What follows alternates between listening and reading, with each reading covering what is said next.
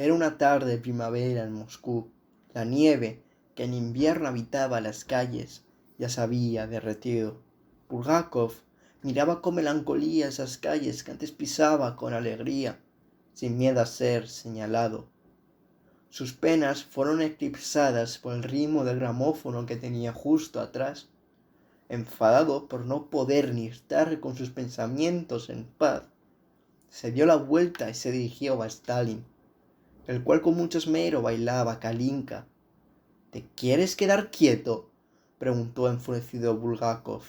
Stalin, que aún seguía bailando, replicó: Camarada Mijaíl, ¿dónde quedó tu sentido del humor? Se marchó hace tiempo. Al menos él consiguió marcharse. Atacó sin vacilar en ningún momento. ¿Vas a volver a lo mismo? ¿En serio, Mijaíl?, contestó mientras levantaba la aguja del gramófono.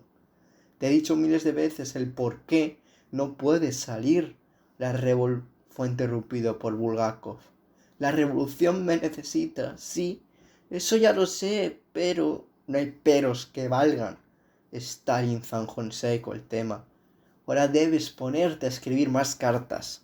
Bulgakov se hizo el remolón como si de un niño se tratara. Intentó convencer a Stalin de que hoy era su día libre, pero él no accedió a concedérselo.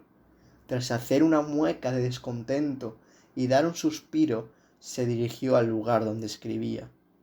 No era un sitio del otro mundo.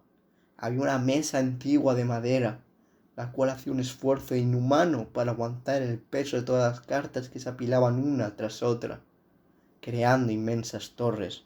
Bulgakov, con cuidado, se sentó en una astillosa silla, cogió un nuevo folio de papel y agarró el bolígrafo, al cual le quedaba poca tinta de tanto escribir.